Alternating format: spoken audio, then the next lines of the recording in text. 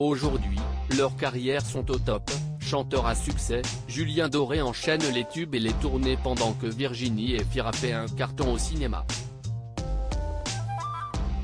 À l'affiche de cette film en 14 mois, l'actrice assure et fera partie des favorites pour le César de la meilleure actrice à la fin du mois. Mais tous les deux se sont connus à un moment bien différent de leur vie, en 2007, dans La Nouvelle Star.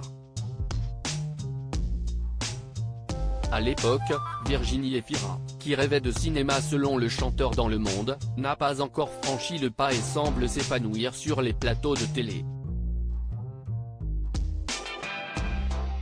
Du moins, si est ce que pense le public. Mais Julien Doré, qui a 5 ans de moins qu'elle et qui est candidat de la saison 5, comprend à quel point elle est aussi perdue que lui. Elle arrivait de Belgique, je débarquais de Nîmes, on s'est revus très vite. On s'est retrouvés dans certaines situations absurdes, au milieu d'humains qui se réunissent et ne partagent rien, ne s'écoutent pas, ne se regardent pas. Se souvient-il de cette époque? Heureusement, les deux amis savent veiller l'un sur l'autre, surtout que Paris était une ville intimidante pour eux. Virginie Efira, une actrice sans limite par notre éducation et notre origine, on s'est protégés mutuellement.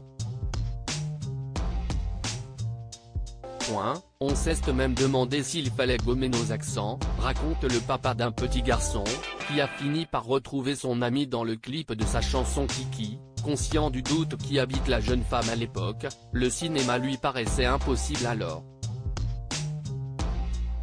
Une marche pourtant franchie quelques années plus tard, d'abord en tant qu'héroïne de comédie romantique.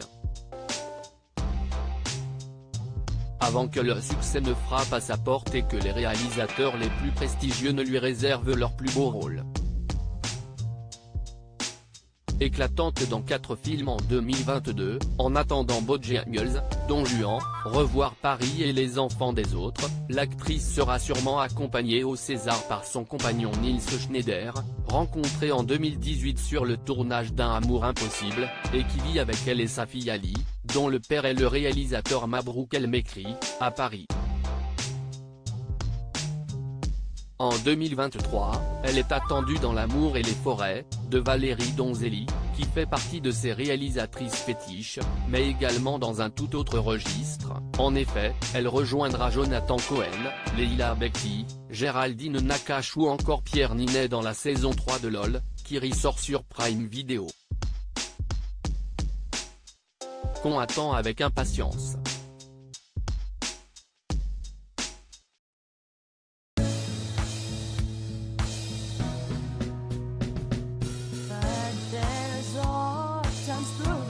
Times